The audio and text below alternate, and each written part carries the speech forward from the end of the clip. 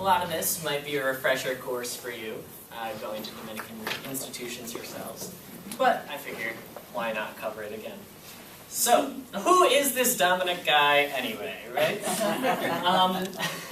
As you might know, he's St. Dominic Guzman of Spain, born 1170. St. Dominic's mom was with child, and she had a dream, saw this dog with a torch in its mouth in this dream running around the world.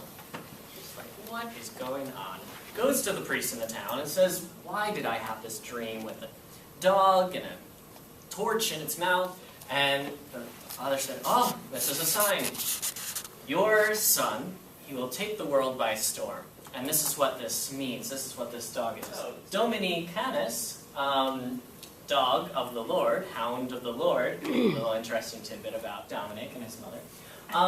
And so Dominic grows up a little bit, and he's going to school, and much to the dismay of his headmasters in school, he decides that he is going to sell all of his books, take up a simple life, and reach out to these poor people. So he said, would you have me study off these dead skins when men are dying of hunger? So he really had a passion for the downtrodden in his society, and he really wanted to help. Years go by, he's studying, and he's becomes this great preacher. So here's our family tree, right? So we have at the center, the Dominican Order.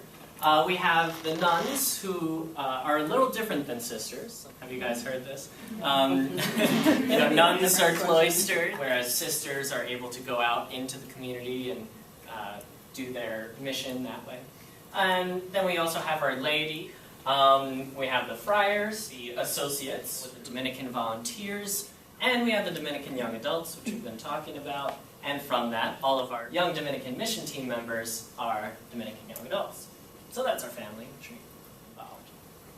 So what does it mean to be Dominican? Wait, Sean, what's a motto? I don't know. What's a motto with you?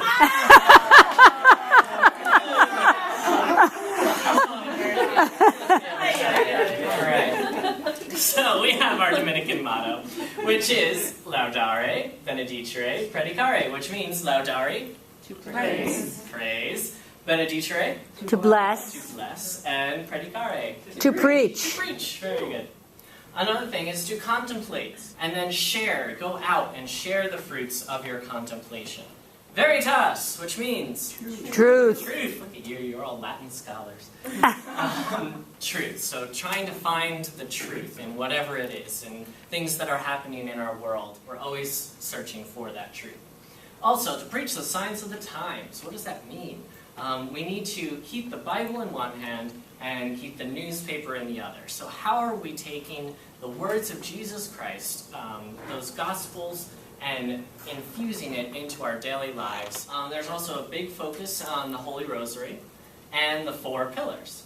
We have community study, preaching or mission, and prayer. Just like the pillars in this building are holding up the building itself, these pillars holding up our Dominican spirituality. Something that I found very interesting. I was, researching and studying for this, and I came across in all of my papers this shield.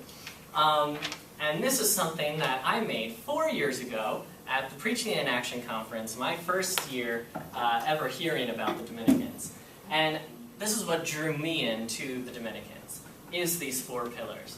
And what we were told to do is be creative, break this shield into the 4 pillars. So I wrote the 4 pillars, and then I wrote words that I associated with each of these pillars. It just struck me at that moment, this is why this Dominican charism is really speaking out to me.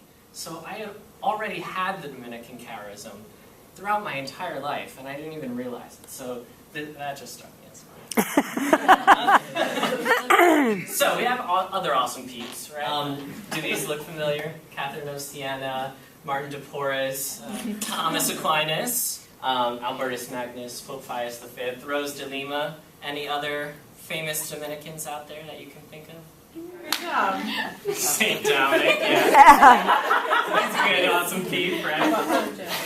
Albert the Great. Bartolome. Jane de Asa. Ah. Jada Fleming. Yeah, dealing with us all the time. These are the peeps that we roll with in our a little bit about my experience. I was invited, it was my freshman year at St. Thomas Aquinas College, by Sister Madeline, who was our campus minister, to come to the Preaching in Action conference. Now, since my confirmation, I had not really been alive in my faith. So I heard about this Preaching in Action conference. I was like, thanks, sister. I just like to volunteer sometimes, but not really for me. So I rejected the offer. Sure enough, the next day, she wasn't going to let this go. She goes, are you sure? Like, have you thought about this a little bit? She said, there'll be lots of great opportunities to meet people, enrich your faith, learn about the Dominican charism. And I was like, okay, I'll think about it, sister, right? Yeah, I'll think about it. Then the next day she comes up to me and she's like, so have you thought about it? Okay. And she said, oh, did I mention that it's going to be at Barry University in Miami Shores, Florida? And I was like, ooh. She was like, oh yeah, and the college will foot the bill for you to get there and come back. And I'm like, okay, I'm there. Sure enough, that summer I went to the Preaching in Action 2007. But what happened at that conference completely revitalized my life. I saw other people alive in their faith that were my age, which I had never seen in my high school or in my university. And it just deepened my faith so much, having these conversations about faith and learning about the Dominican charism and learning all the different ways that you could preach, not only from the pulpit, but through the arts and through acting and singing and dancing and drawing and through your mission and going out into the community and helping others. So it was definitely something that I deeply connected with. So much so that a bunch of us got together and said, but we want something more. So we came together and formed the Dominican Young Adults. Then I was able to come back and help out at the Preaching in Action conference. And then Sister Mary Sower reached out to me and said, Sean, would you like to come to our high school preaching conference and preach for us?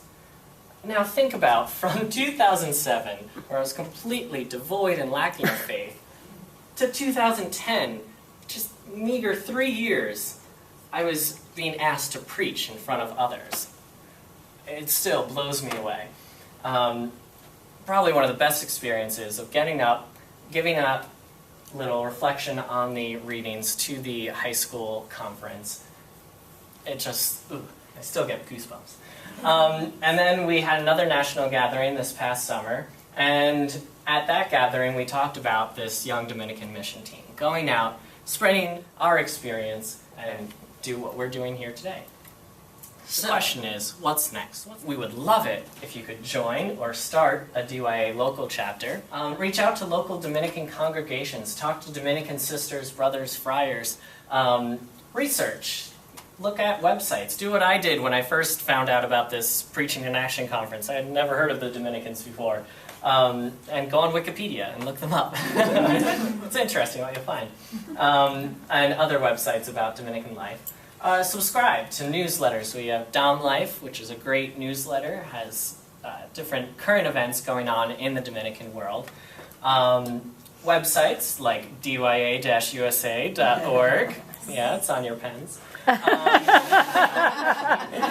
We also have Facebook groups and blogs as well. So this is just some of the ways that you can take what you've learned or are going to continue to learn throughout your time with the Dominicans, and that's how we can connect to that. Yeah. And that's the Dominican experience.